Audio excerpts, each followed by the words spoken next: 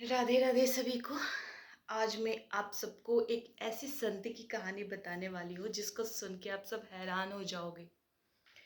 आप सबको ये तो पता होगा बक्सर वाले बाबा जी के बारे में। हाँ जी, ये बक्सर बिहार में है और बिहार से एक ऐसे बाबा थे जिनके बारे में सुन के आप सब हैरान हो जाओगे।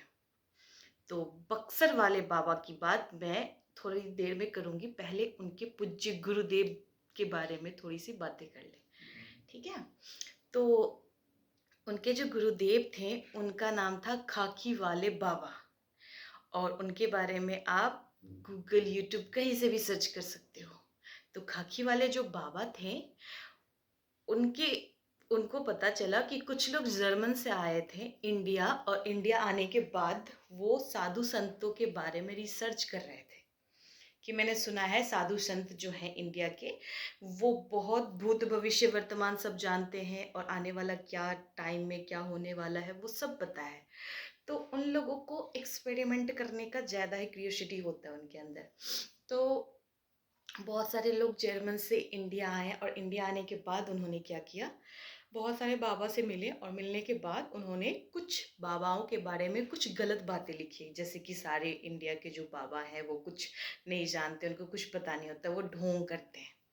तो ऐसा उन्होंने अपनी किताब में पेपर में लिखा था। तो फिर वो लिख करके चले गए हैं और फिर क्या हुआ, कुछ समय के बाद फिर से वो रिटर्न आए। तो जब रिटर्न आए तो उनको बक्सर वाले बाबा जी के जो गुरुदेव थे खाकी वाले सरकार बाबा खाकी वाले, तो उनके बारे में जब उनको पता चला कि कोई ऐसे बाबा हैं तो वो उनके पास गए।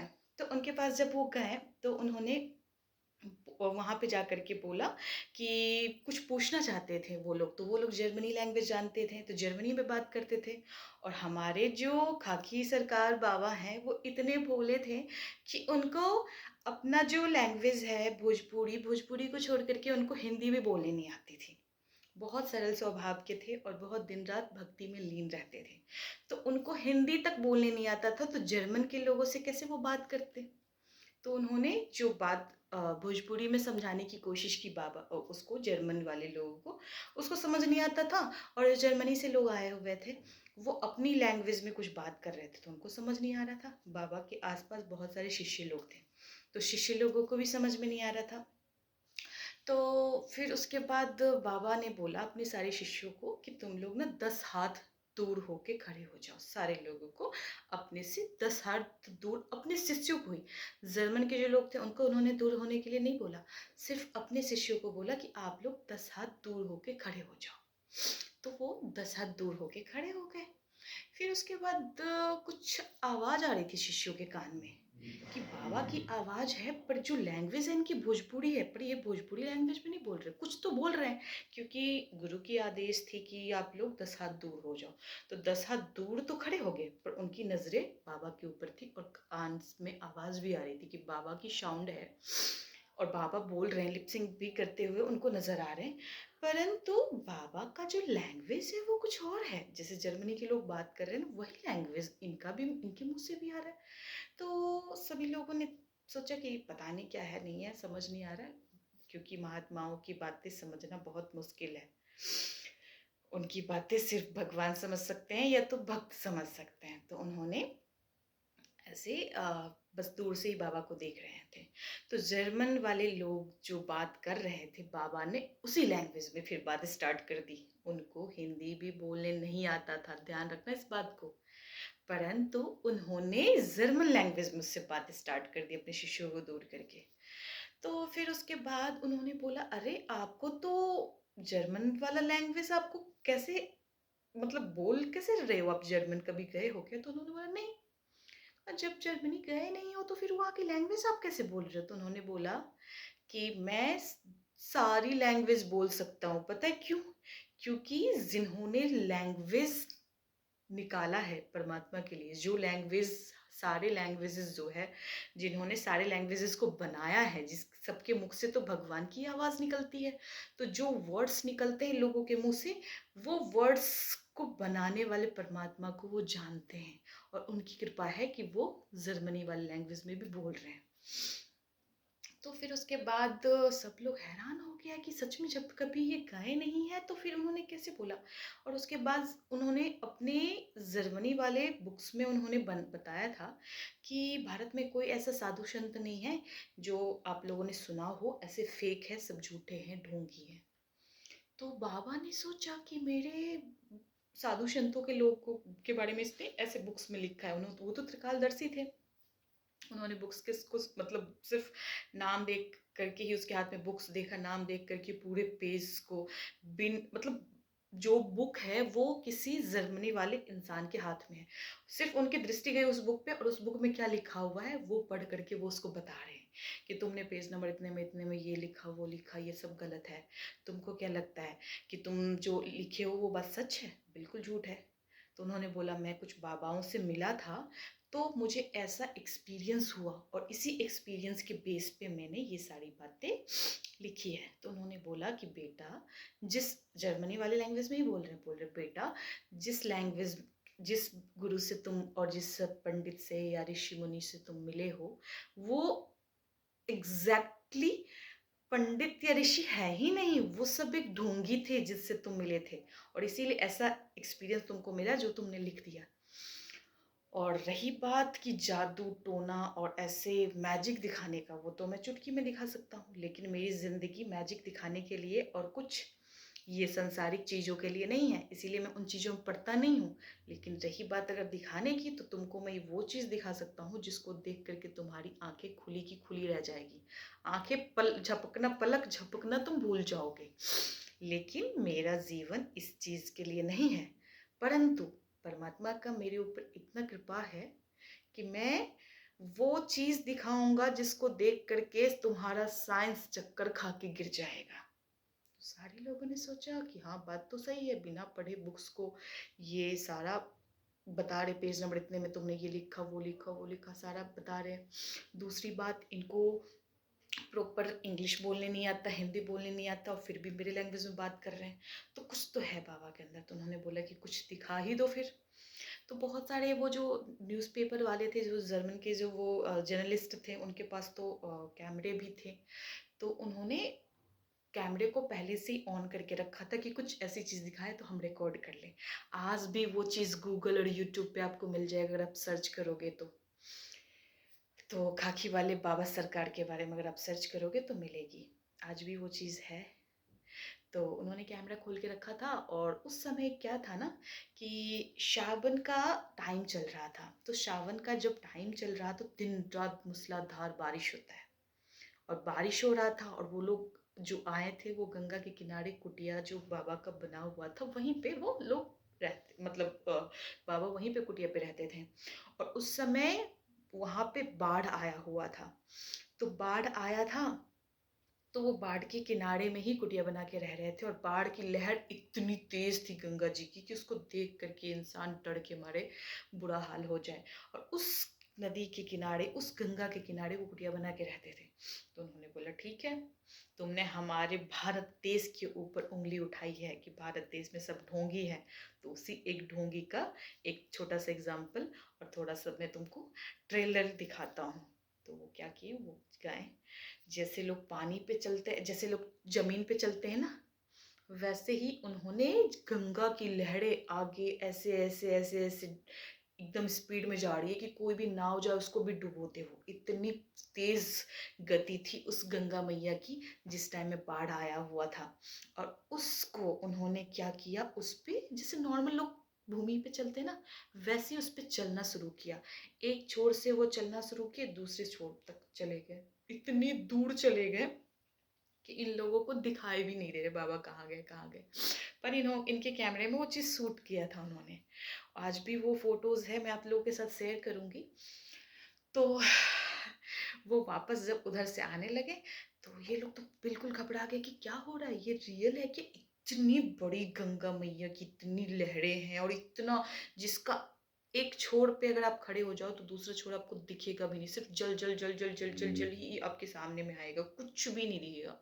जल की जल, इतनी गंगा मैया का एक किनारा दूसरे किनारे से इतना दूर है, कुछ दिखता ही नहीं है। जैसे आप किनारे पे खड़े हो जाओगे ना, एक किनारे पे दूसरे किनारे पे जाओगे तो आपको ना पेड़ दिखेगा, ना पौधा दिखेगा, ना घर दिखेगा, कुछ भी नहीं दिखता है। सिर्फ मतलब आपको जल दिखेगा और जल के ऊपर आसमान दिखेगी और कुछ नहीं दिखता। तो वहां पे जाकर के उन्होंने क्या किया, वहां पे जाकर के बोलते हैं, गंगिया रास्ता दे मुझे। तो वो माता गंगा मैया को कहते हैं, गंगिया रास्ता दे मुझे। और जैसे उन्होंने बोला, वैसे ही गंगा माता की जो जो जैसे जैसे मान लो ऐसे गंगा मैया है, वैसे ही वो क्या हो गए, दोनों अलग हो गए। रास्ता बीच से, गंगा मैया का बीच से रास्ता उनके पुत्र के कहने से उन्होंने आगे ऐसे ऐसे खोल दिया। पूरा का पूरा एक तरफ दीवार बन गया गंगा मैया का, दूसरा तरफ दीवार बन गया और पूरा जमीन सूख गया। उस सूखे हुए भूमि पे चल चल के बाबा वापस आए। जब वापस आए तो उनकी वो मतलब, मैंने जब फोटो देखा मैं खुद हैरान हो गई, हाय कितने बड़े संत, हम कितने भाग्यशाली हैं कि हम भारत देश में ऐसे ऐसे संत हैं हमारे देश में, कि एक बार उन्होंने बोला कि समुद्र, वो जो गंगा मैया थी दो दीवारों में खड़ी हो गई एकदम, और बीच से पूरा रास्ता सुखा दिया जमीन को। और जब वो आप जल के गए थे तो भूमि उस पानी पे, जल पे, गंगा मैया के जल पे चल के गए थे और आते वक्त वो दीवार की तरह खड़ी हो गई थी पूरा जी, गंगा गंगा मैया एक तरफ से और बीच से वो आए। तो सारे जर्मनी के लोग सारे के सारे हैरान हो गए कि ये क्या है, ये तो बिल्कुल एक मेरिकल कह सकते इसको।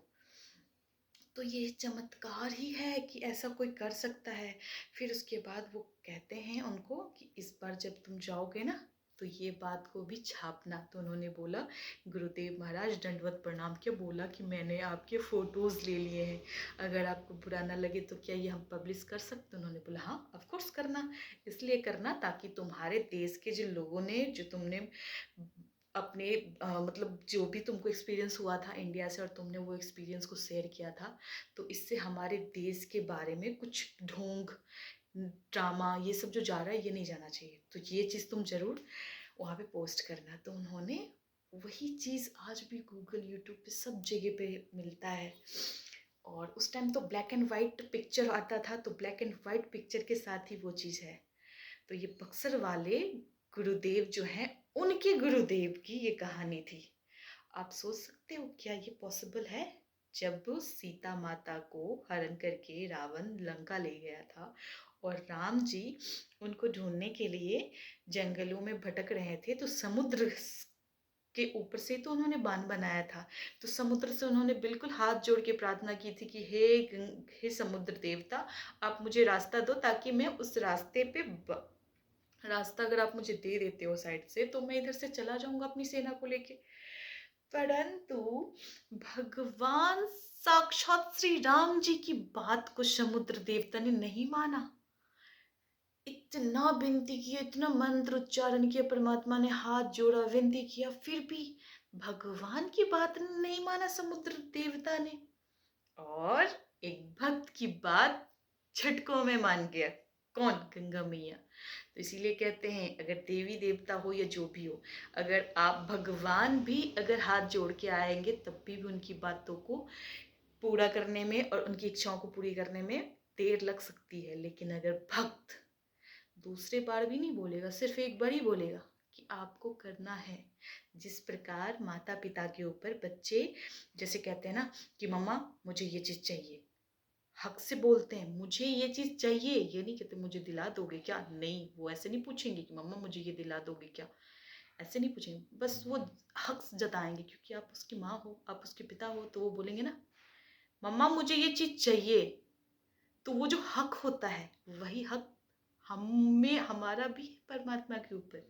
अगर हम उस तरीके से अपने आप को परमात्मा के लिए समर्पण करते हैं, सरेंडर करते हैं परमात्मा को कि हे परमात्मा हम आपके हैं, अगर आप हमें नहीं संभालोगे तो कौन संभालेगा, अगर आप हमारी ज़रूरतों को पूरा नहीं करोगे तो और कौन करेगा। तो इस प्रकार अगर हम परमात्मा से, अगर हम परमात्मा को डिवोशनली उनके लिए सरेंडर कर दें तो हमारा भी हक वही हो जाएगा कि आपको करना पड़ेगा। ये इस लैंग्वेज से आप परमात्मा से हक से मांग सकते हो। और एक ऐसे ही एक युवा कह सकते हैं युवा सन्यासी हैं जो श्री वृंदावन धाम में ही रहते हैं। और एक्चुअली मैं उनकी लाइफ स्टोरी बताऊं तो कुछ इस प्रकार है कि उनके माता पिता नहीं थे, तो उनके मामा मामी ने उनको मजबूरी में, क्योंकि माँ बाप को छोड़ के अगर आपको कोई पाल रहा है तो वो सिर्फ और सिर्फ उनकी मजबूरी है, तो उनके मामा मामी ने उनको पाला और पाल करके उनको पढ़ाई करने के लिए भेजा राजस्थान, इंजीनियरिंग करने के लिए। और वो जो ट्रेन कोटा कोटा जाने वाले थे, वो ट्रेन में बैठे हुए थे, ग्वालियर से ट्रेन में बैठे थे। ग्वालियर था या कुछ स्थान में भूल रही हूँ, जो भी था, पर ट्रेन में बैठे थे। ट्रेन में बैठ करके जा रहे थे कोटा पढ़ने के लिए। तो उनका क्या हुआ, एक्चुअली उनको चाहिए था कुछ बिस्किट, चाय या फिर कुछ ऐसा पानी का बोतल, तो वो लेने के लिए रेलवे स्टेशन पे उतरे। वो इस 2025 की बात है, 2025 की बात है ये। तो वो उतरे और उतर करके रेलवे स्टेशन पे गए तो काफ़ी भीड़ था उस दुकान पे, तो इनको थोड़ा टाइम लग गया, कुछ चेंज देना था, लेना था। और इन्होंने अपने बैग को ट्रेन में रखी हुई थी। सामान लेते लेते, चेंज करवाते, पैसे देने में लेने में, ऐसे भी जो भी था, भीड़ था, भगवान का क्या इच्छा था, गॉड नोज। तो उन्होंने क्या किया, जब देखा पीछे तो कहाँ है मेरी ट्रेन तो चल पड़ी। ले भाई, हो गया उनका सत्यानाश। वो कह रहे हैं कि आज मैं उस दिन निकला हुआ था चाय पानी के लिए, और पानी के लिए निकला था, बिस्किट के लिए निकला था, आज भी मैं चाय ही पी रहा हूँ, और देखो मैं किस तरीके से चाय पी रहा हूँ, आप लोगों को भी पता है। तो वो निकले थे और निकल करके देखा कि मेरा बैग भी उस उधर ही है, फ़ोन भी वहीं पे है, डॉक्यूमेंट्स भी वहीं पे है। फिर ओ एक मिनट, वो मथुरा रेलवे स्टेशन पे उतरे थे। यस, मुझे अब याद आया, तो वो मथुरा रेलवे स्टेशन पे उतरे हुए थे। और मथुरा रेलवे स्टेशन पे उतरे थे तो कुछ पैसे भी थे पास में, बाकी पैसे पर्स में, वो जो भी हो, बैग में हो, पर थोड़े पैसे उनके पास था। तो वो सोचे कि मथुरा में जब ट्रेन उतर चुकी है तो मैं ऐसा करता हूँ कि चलो भगवान श्री कृष्ण के जन्मभूमि मथुरा का भी दर्शन कर लूँ। तो वो चले गए भगवान श्री कृष्ण के दरबार में, वहाँ पे देखा, और देखने के बाद पता नहीं उनके अंदर क्या हुआ, वो चीज़ तो आगे ही पता चलेगा कहानी के बाद। तो वो रुक गए, और वहीं पे रुकने के बाद 1-2 दिन रुक के सोचे यार क्या करूँ, इंजीनियरिंग तो कर रहा हूँ, मामा मामी भी कौन सा मन से पढ़ाई करवा रहे हैं, मजबूरी में ही करवा रहे हैं, तो चलो भाई एक बाद में पढ़ाई लिखाई बाद में चलेगा, एक बार वृंदावन से होके आए। तो मथुरा से वृंदावन का डिस्टेंस ज़्यादा नहीं है, तो वो वृंदावन के लिए निकल पड़े। वृंदावन में 1-2 दिन रहे, और रहने के बाद उन्होंने प्रेमानंद बाबा के पास गए, और जाने के बाद बताया कि देखो मेरे इस संसार में कोई नहीं है, मेरे माता पिता इस दुनिया को छोड़ के जा चुके हैं, मैं अकेला हूँ, और मामा मम्मी ने भेजा था मुझे श्री वहाँ पे कोटा भेज रहे थे पढ़ाई लिखाई के लिए, परंतु मेरी ट्रेन मिस हो गई और मैं मथुरा के रेलवे स्टेशन पे ऐसे ही छूट गया, तो मुझे ना आपसे गुरु दीक्षा चाहिए। तो उन्होंने बोला गुरु दीक्षा के लिए कुछ रूल रेगुलेशन बताया था कि ये सब चीज़ फॉलो करोगे फिर मैं गुरु दीक्षा दूंगा। इतनी जल्दी कभी किसी को शिष्य नहीं बनाना चाहिए, और ना ही किसी को गुरु बनाना चाहिए। गुरु के लिए भी थोड़ा सा जांच पड़ताल होनी चाहिए, और शिष्य के लिए भी होना चाहिए। तो उन्होंने बोला कि ठीक है, थोड़ी दिन यहीं पे रहो, और जो जो रूल रेगुलेशन बताया था, जो भी क्राइटेरिया था, उसको फॉलो करने बोला था। तो वहीं पे रह के करते थे। फिर कुछ दिनों के बाद उनकी वो जो क्राइटेरिया थी उसमें वो पास कर गए। फिर पास करने के बाद क्या हुआ, तो उन्होंने गुरुजी ने उनको गुरु दीक्षा दे दी। अब वहाँ से वो निकल पड़े श्री बरसाना के लिए, और तब मुझे बहुत अच्छा लगा था आगे बरसाना की जो कहानी है। तो वृंदावन में कुछ दिन रहने के बाद उन्होंने बरसाना के लिए रवाना हो गए। बरसाना में गए तो अकेले ही नाम जप, किसी पहाड़ पे बैठ कर के, जंगलों में, खेतों में, या फिर किसी ऐसे जगह पे जहाँ पे भगवान श्री कृष्ण और राधा रानी का जो स्थान है, वहाँ पे जाके वो नाम जप करते थे। नाम जप करते थे, और साथ में जब भूख लगती थी तो मधुकरी पाने के लिए चले जाते थे। तो मधुकरी पाने के लिए वहाँ पे जाते थे। तो कई जगह पे ऐसा होता था कि ब्रजवासी उनके साथ बोलते थे कि क्या है बाबा, हर दिन मेरे दरबार पे आ जाते हो, मेरे द्वार पे इतने सारे बरसाने में घर है, तुम किसी और के घर क्यों नहीं जाते, मेरे घर ही क्यों आ जाते हो हमेशा। तो कोई अच्छे थे, कोई गुस्से में आ जाते थे, पर गुस्सा हम नहीं कह सकते, वो क्रोध नहीं था, वो उनका प्यार था। जिस प्रकार माँ थप्पड़ दिखाती है पर बच्चे को मारती भी है ना, ऐसे कि चोट ना लगे, पर उसको लगे कि मेरे को चोट लगा है पर उसको चोट नहीं लगता। तो माँ का चपेट कुछ इसी तरीके से होता है। तो जब बरसाना में रहते थे तो कुछ दिन लोगों ने दे दिया, फिर उसके बाद कोई नहीं देता था, कोई देता था, और कुछ लोग डांट देते थे। तो जब डांटते थे ना तो ये हाथ जोड़ के ऐसे खड़े हो जाते थे कि बाबा ने बोला था अगर कोई ब्रजवासी तुमसे अगर क्रोधित होकर बात करे ना, समझ जाना अब प्रभु हम पे प्रसन्न हुए हैं। तो इसीलिए जब कोई डांटे, सम्मान से बच के रहना, क्योंकि सम्मान ही हमें अहंकार तक पहुंचाता है। तो सम्मान से बचना और अपमान जहाँ पे हो वहीं पे जाना। तो जो ब्रजवासी इनको भोजन नहीं देता था, अपमानित करता था, ये अक्सर उन्हीं के द्वार पे जाते थे कि मत दो भोजन, अपमान कर दो। क्योंकि ऐसे बोलूंगा कि महाराज जी मेरा अपमान कर तो कोई नहीं करेगा, लेकिन हर दिन अगर एक ही द्वार पे अगर आप जाओगे रोटी के लिए या भिक्षा के लिए, तो वो ना थोड़ा क्रोधित होके आपका अपमान करेंगे। तो वो कह रहे हैं कि ऐसे अपमानित करते थे, तो मेरे को बहुत खुशी होता था कि मेरे बाबा ने बोला था उनका अपमान ही हमारे लिए स्वर्ग की सीढ़ी को खोलता है। तो साथ में अगर अपमान भी करेंगे तो तुमको साथ में लड्डू भी देंगे, प्यार भी करेंगे। तो आज क्या हुआ उनके साथ, उनको ना 2 लड्डू दिया और 4 बातें सुनाई। तो वो लड्डू पा करके इतने खुश थे कि उनको बातों का कोई फर्क नहीं पड़ता, बातों से उनको कोई फर्क नहीं पड़ता कि मेरे को डांटा, मेरे को कुछ भी बोला, चलो आपका ये डांटना मेरे लिए सबसे बहुत अच्छी चीज़ है। तो वो ऐसे ही करते थे। और वैसे उन्होंने बताया है कि वृंदावन धाम में अगर आप जितना भिक्षा मांगो, मतलब मधुकरी अगर आप मांगते हो तो आपको उतना मिलेगा जितना आपका पेट भर सके। लेकिन अगर आप श्री बरसाना धाम में जाओगे, क्योंकि वहाँ की जो महारानी है हमारी श्री लाडली जी महाराज, तो वो साक्षात लक्ष्मी माता की अवतार हैं।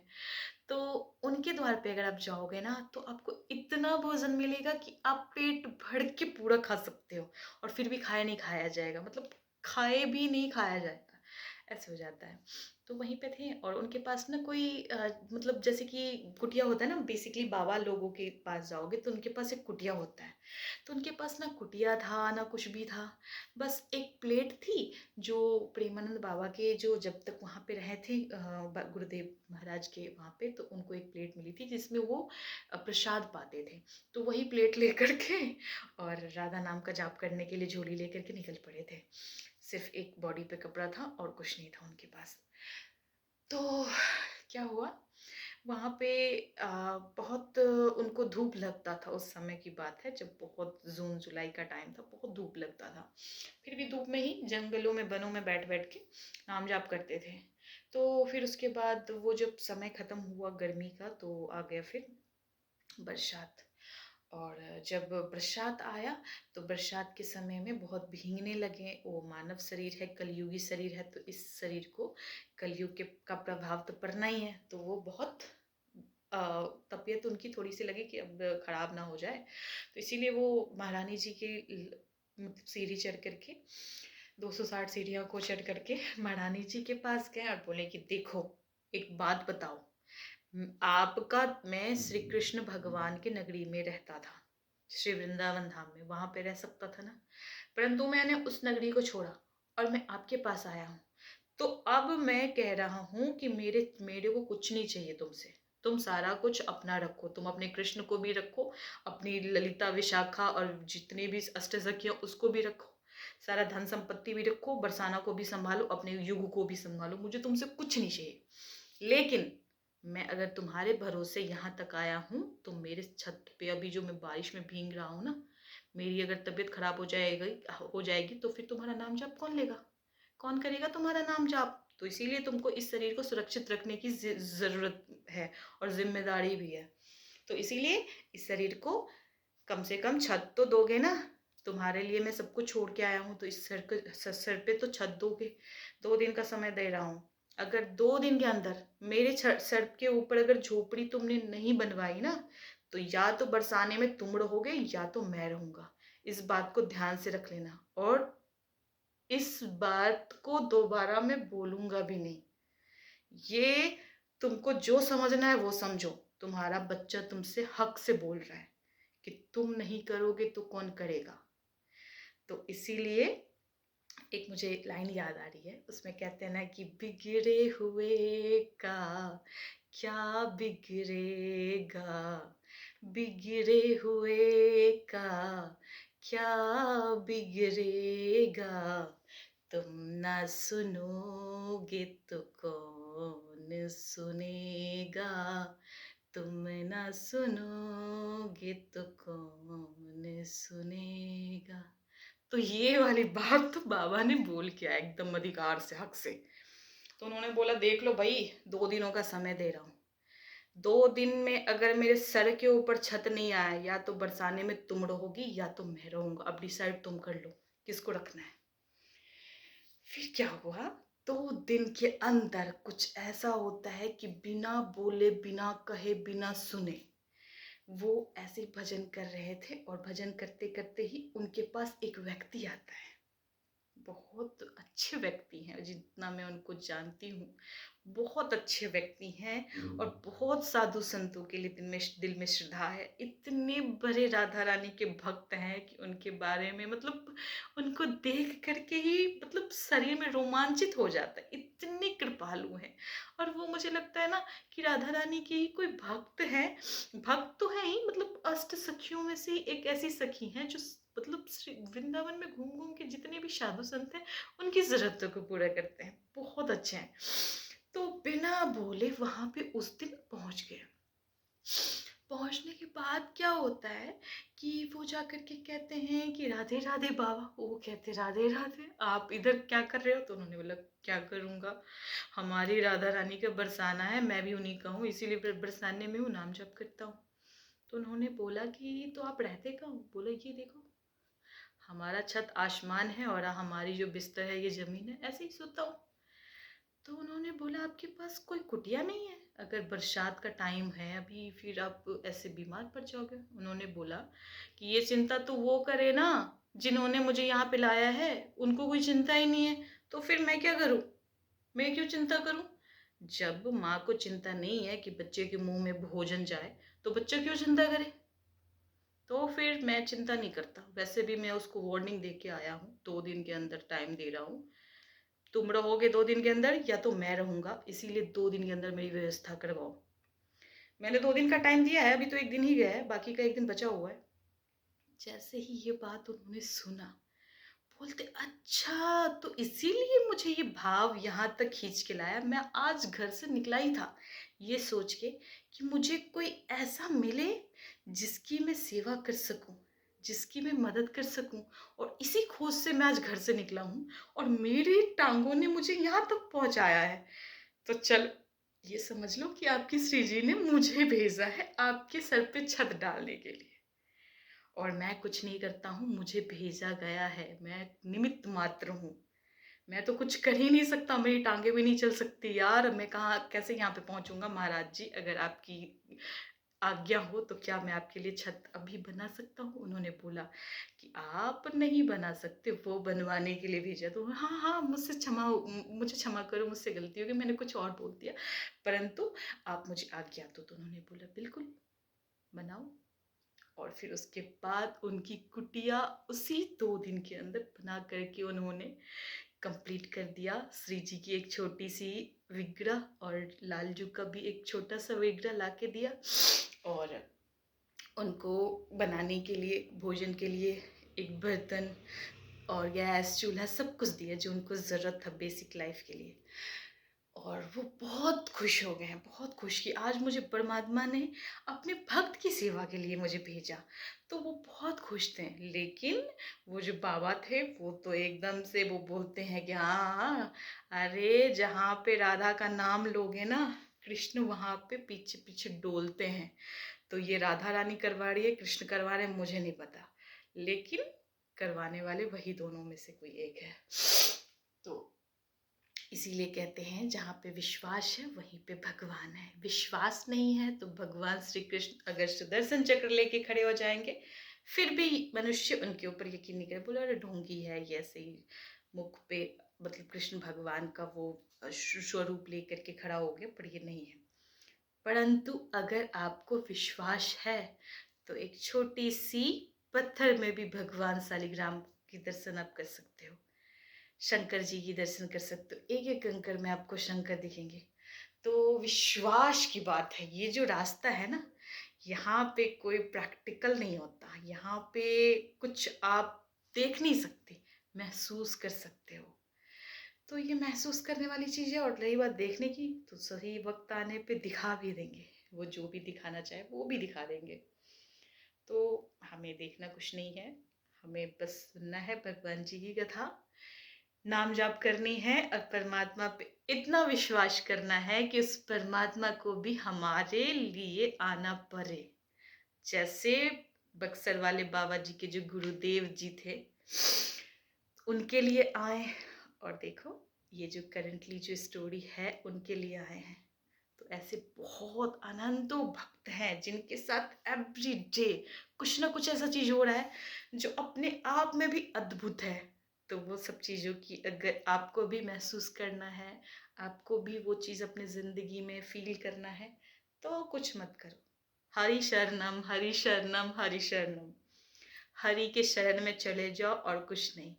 अपने मन को नियंत्रण में रखना है, और मन को नियंत्रण में रखना कहते बहुत इजी है और बहुत टफ भी है। टफ उसके लिए है जो मोह माया में फंसा हुआ है, और इजी उसके लिए है जो समझ रहा है कि ये मोह जो हम चीज़ दुनिया में आंखों से देख रहे हैं ना, एक्चुअली वो चीज़ है ही नहीं। जो चीज़ हम नहीं देख रहे, जो चीज़ हम चीज़ें सुन रहे कथाओं में, वही चीज़ है। तो इसीलिए भगवत गीता में भी कहा गया है, मन एव मनुष्यानाम कारणम बंध मोक्षयो। और ये नारद पुराण में भी कहा गया है, और हर शास्त्रों में ये चीज कहा गया है कि मन ही मोक्ष को, मोक्ष तक पहुंचने नहीं देता है, उसका जो कारण है वही है हमारा मन। मोक्ष की प्राप्ति हमें बहुत जल्दी हो जाएगी अगर हमने अपने मन को वश में कर लिया। तो मन को शास्त्रों ने कारण बताया है कि मन वो कारण है जो मोक्ष तक नहीं पहुंचने देती है। श्रीमद् भागवत में भी लिखा हुआ है, मन एव मनुष्यानाम कारणम बंध मोक्ष योग। तो मन को नियंत्रण में करें और फिर आप पहुंच सकते हो गोलोक धाम, साकेत धाम। हर लोक में आपका स्वागत हो सकता है, परंतु उसके लिए आपको मन को मोह कंट्रोल में रखनी पड़ेगी, अन्यथा आप तो इस दुनिया की भी कुछ चीज साथ में नहीं लेके जा सकते, और जहाँ जाओगे वहां पे उस दुनिया का भी कुछ भी आपको नहीं मिलना है। जो भी मिलना है बस जो भी कर्म वर्म किया है उसी का फल मिलेगा, अच्छा हो बुरा हो। परंतु भगवान का धाम ऐसे नहीं मिलता। भगवान के धाम के लिए आपको अपने मन को नियंत्रण में रखना पड़ेगा, नाम जाप करनी पड़ेगी, कथा का स्मरण करना पड़ेगा।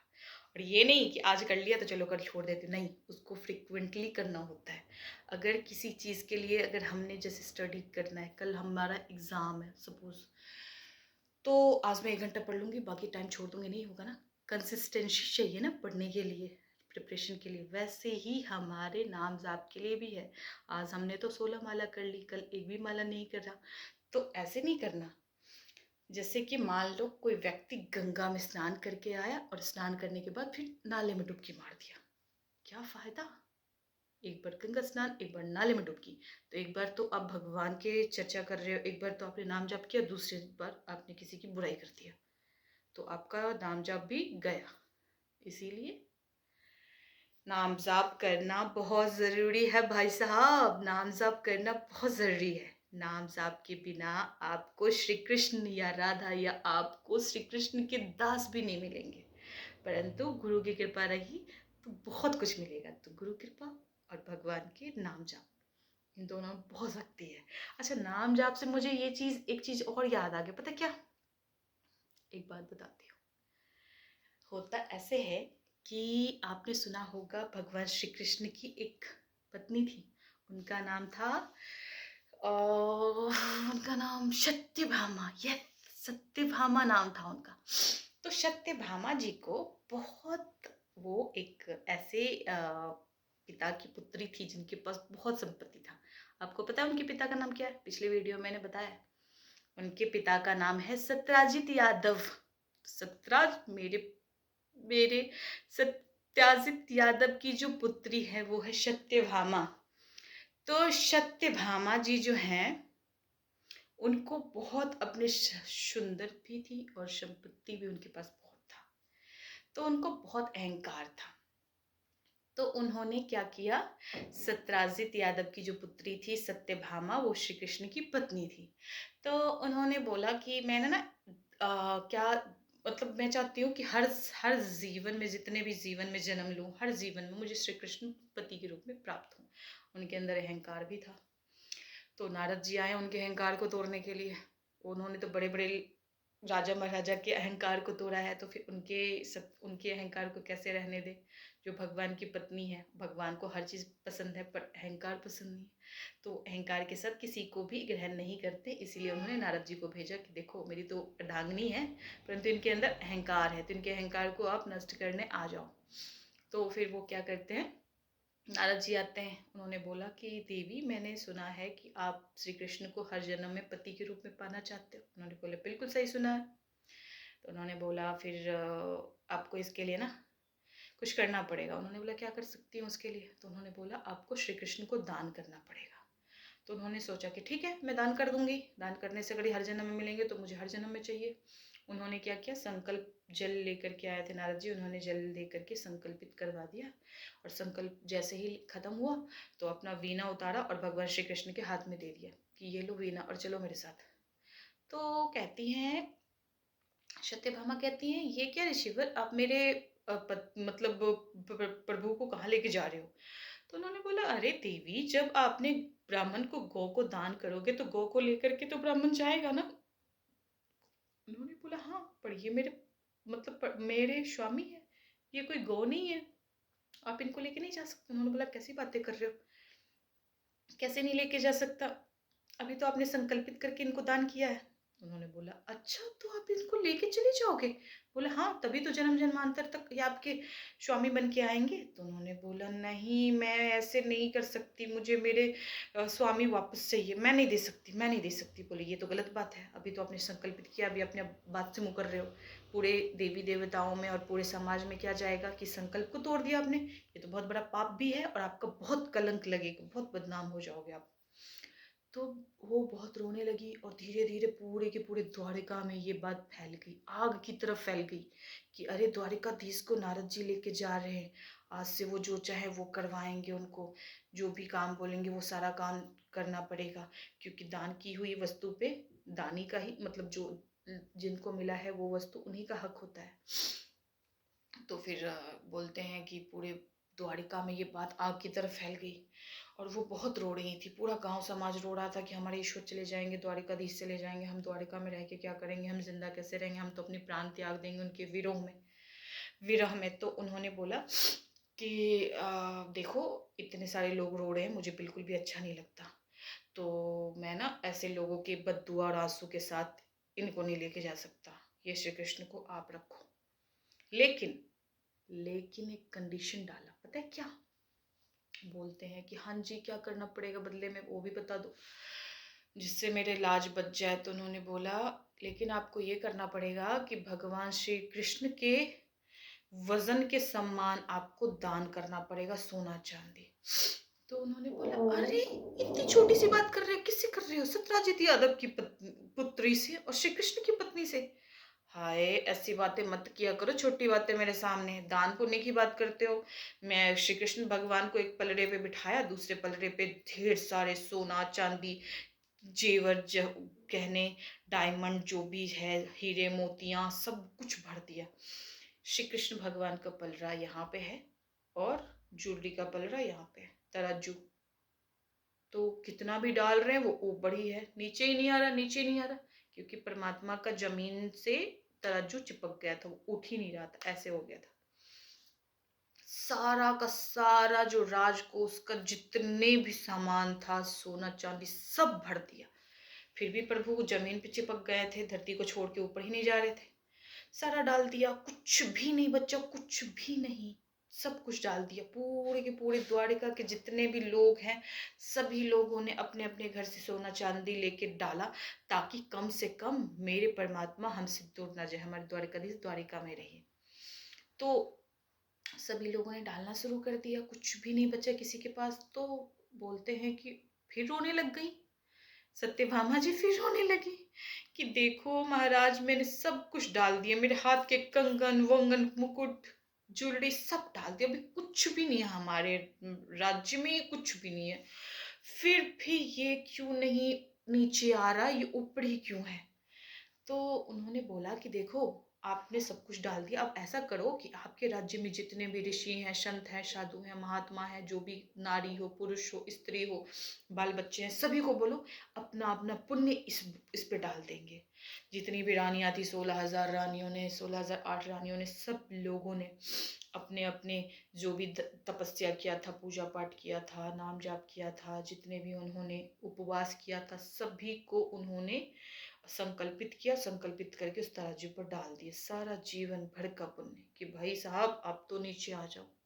परंतु क्यों आए वो तराजू, वो ऊपर ही बैठा है। अब तो सत्यभामा जी पैर पकड़ के गिर पड़ी कि नारद जी ऐसे मत करो, ये क्या हो रहा है, मुझे समझ नहीं आ रहा है, मैंने सब कुछ दे दिया, धन संपत्ति अपना सब कुछ, पुण्य भी इस पे डाल दिया, फिर भी ये क्यों नहीं नीचे आ रहा। तो अब क्या था, इनकी सत्यभामा की और माता जो भगवान श्री कृष्ण की जो रुक्मणी मैया है, तो रुक्मणी जी को थोड़ा सा प्रॉब्लम चलता था। सौतन सौतन में कितनी भी अच्छी हो तो थोड़ा बहुत मनमुटाव हो जाता है। तो थोड़ा बहुत मनमुटाव था, उसी मनमुटाव को तो दूर करने के लिए आए थे परमात्मा, मतलब नारद जी। तो उन्होंने बोला कि ऐसा करो कि आप ना रुक्मणी जी से बात करो, क्योंकि कृष्ण तत्व को रुक्मणी जी ही जानती हैं। रुक्मणी माता अगर आपको कृष्ण तत्व का बोध करा देंगी तो आप दोनों के बीच का मनमुटाव भी खत्म हो जाएगा, साथ में आपको श्री कृष्ण वापस भी मिल जाएंगे।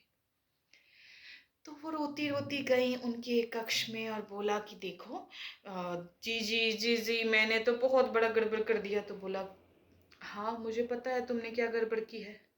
तो बोले कि फिर मैं क्या करूं, अब तो मुझे द्वारकाधीश चाहिए, मुझे मुझे अब द्वारकाधीश को छोड़ के मुझे कुछ नहीं चाहिए, सारा धन संपत्ति ज्वेलरी ले जाए वो नारद जी, परंतु मुझे मेरे द्वारकाधीश वापस दे के दे। तो रुक्मणी माता कहती है कि तुमको तो पता है ना कि ये अकेले के तुम्हारे पति नहीं है, 16,008 रानियां हैं, सबका उनके ऊपर बराबर का अधिकार है। तुमने किसी से कुछ नहीं पूछा, अकेले ही उनको दान कर दिया, तुम्हारी बुद्धि कहाँ चली गई थी बहन। तो उन्होंने बोला कि मुझे क्षमा करो दीजी जी, अब तो मुझे बस उन कुछ ऐसा करो कि वो वापस मिल जाए। तो उन्होंने बोले ठीक है, तुमने जो दान करवाया है उनके बदले, वजन के बदले, तो तुमने उस तराजू के ऊपर क्या क्या डाला। तो उन्होंने बोला गहना ज्वेलरी सब कुछ डाल दिया, पूरा राज्य कोष खत्म हो गया, अपना पुण्य भी डाल दिया, गली मोहल्ले के जितने भी राज्य के एक एक बच्चे बुजुर्ग जो भी थे सब ने अपना पुण्य डाल दिया। इतना पुण्य डालने के बाद भी वो पलड़ा जो ऊपर है ऊपर, ये नीचे नहीं आ रहा, और भगवान जी ऐसे बैठे हुए हैं कि वो जमीन को छोड़ ही नहीं रहे। तो वो बोलते हैं कि अरे पगली ऐसे नहीं करना बहन, सारा का सारा तराजू खाली कर, और एक तुलसी का पत्ता तोड़ा, उस पे चंदन को घिसा, चंदन को घिस करके श्री कृष्ण लिखा उस तुलसी पत्ते पे। उन्होंने बोला इस पत्ते को उस तराजू पे डाल दे। उस तराजू पे उन्होंने पत्ते को तोड़ के डाला। जैसे ही पत्ते को तोड़ के डाला वैसे ही वो नाम रूपी जो तराजू था वो नीचे आया, और परमात्मा जो जमीन पे बैठे थे पलथी मार के वो इतने ऊपर चले गए। अब तो पूरी की पूरी द्वारिका के लोग देख के हैरान हो गए कि ये क्या था। इतना सारा कुंटल का कुंटल, किलो का किलो सोना चांदी डालने के बाद भी वो ऊपर ही था। एक तुलसी का पत्ता डालने से ये नीचे कैसे आ गया, और उस पर श्री कृष्ण लिखा हुआ था। तो नारद जी वो तुलसी का पत्ता लिए और लेकर के वापस आ गए और श्री कृष्ण को वापस ही द्वारिका में छोड़ के आए। तो ये कहने का basically moral of the story ऐसा है कि परमात्मा भी अगर आपके सामने आ जाए और वो ये बोले कि तुमको तुम्हारे तपस्या से मैं प्रसन्न हूँ, अब मैं तुम्हारे सामने आ गया हूँ, एक तरफ मैं हूँ, एक तरफ मेरा नाम है, तुम किसको लेना चाहोगे?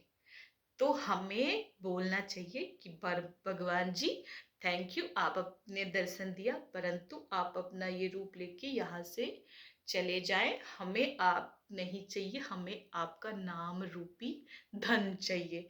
जिस नाम रूपी धन को तराजू पे डालते ही वो आप ऊपर हो गए और वो धन नीचे ही रह गया, तो मुझे बस वही धन चाहिए और आप यहाँ से विराजमान होइए, यहाँ से प्रस्थान कर कीजिए। तो इसीलिए भगवान से बड़ा जो चीज है ना, वो है नाम। नाम के अंदर परमात्मा पलथी मार के बैठे हुए हैं। जगह जहाँ पे नाम हो और प्रभु हो, तो प्रभु को भी बोलो कि आप की जरूरत नहीं है हमें, अब आप निकले और हमें नाम के भरोसे छोड़ दें। तो इसीलिए नामी से ज्यादा इम्पोर्टेंट नाम होता है, और ये और इसीलिए हमें हमेशा नाम जाप करनी चाहिए। तो इसी कहानी के साथ आज मैं अपने इस कथा को देती हूँ विराम। नेक्स्ट डे नेक्स्ट स्टोरी के साथ अब सबके सामने मैं श्री कृष्ण भगवान की चर्चा करने के लिए और उनके भक्तों की चर्चा करने के लिए मैं दोबारा आऊंगी। तब तक अपना ध्यान रखना, और ध्यान रखो ना रखो, नाम जाप करते रहना, ठीक है? राधे राधे, जय श्री राधा कृष्ण, हरे कृष्ण कृष्ण कृष्ण हरे हरे, हरे राम राम राम हरे हरे, हरे कृष्ण, हरि बोल, जय जय श्री राधे श्याम, जय श्री राधे श्याम।